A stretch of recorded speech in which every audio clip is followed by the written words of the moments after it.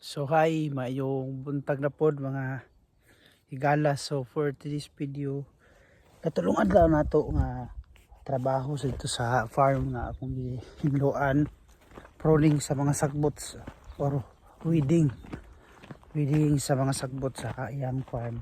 Kita man to mga kahoy sa akon ang giingon. So katulong nato kaadlaw karon Monday, kay Saturday, Sunday wala may trabaho ana. Pamana sila day off, so padulong sa taron sa trabaho niya makasakay gyapon ta, kay makaokasyon gyapon ta kay na diri sa ubos nay higala nato din hinga kuan makapasakayon ko dito padulong sa trabahoan. Pasalamatan po ta kaayo. Hello, abot ako sa akong kuan destinasyon for trabaho. Tara. So sumpayan sa nato atong trabaho karon. Salamat talaga jud ka nakaokasyon ta og kuan sakay. Salamat gid atong ato ang higala nga buutan na akong tubig daan diri kag gibilin ako atong niaging adlaw Bernes. Da ato na saning pangitaan og asa taan ni magkampo. Siguro nya na. Ito sa i-plaster ato mga gamit kay layo-layo naman ko dito kung dito ra ko magpundo. Marog diri na siguro taan. Yep. Marog okay ra siguro diri. Dili ra man siguro kaya diri mainitan. Pero ako man hinluan, diri na lang ko. Okay. So sa trabaho sa taron, bakbakan sa taron sa ato ang kuan galasunon. Tara. Taog guantes kay kasamad ang mga kaning sagbot nga nay sagbot siya nga nahalo ba kanang nay mga tunukon makasamad siya. So mao na magsuotag guantes before ta mo sabak sa trabaho. Magmas po dai ko kay nay sagbot nga nay portion ba nga abog-abog kaayo. Magmas na ako karon tung duha ka adlaw nga agi nako wala ko ato kamas o kadalag mas, pero karon na nagid tay mas naratong gamit na repair na. Sugod na kong trabaho. Pagsugod na si istorya kay mahimong agi so tinaubitaw kay mahimong agi ani sugod na ta.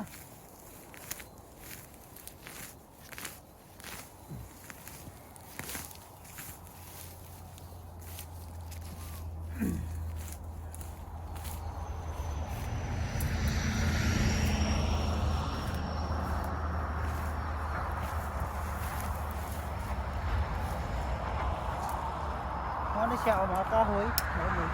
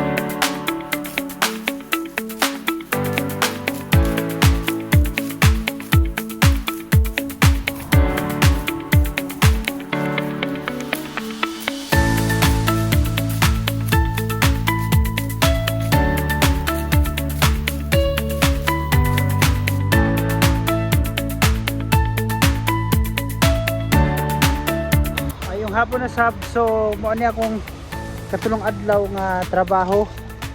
Medyo tulin na atong trabaho karon. So pakita na ko sa inyo ha. Nasun ko na karon. So gikan alas 8 mo ani akong trabaho ganihang buntag hangtod karong hapon.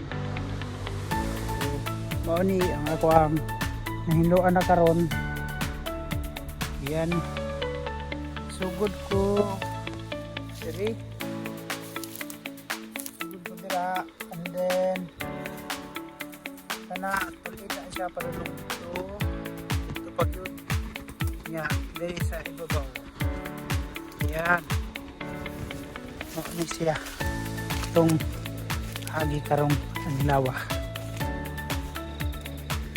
Diyan ako kung agi karon di man inon sa hambong. Pero nakatulin ko karon trabaho.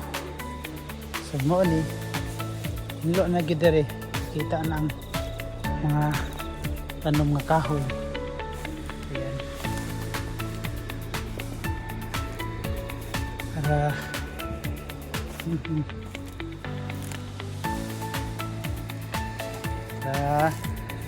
then dito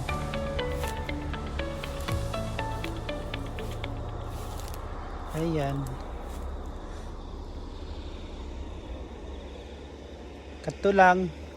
Please subscribe to my channel kung okay ra sa inyo ha.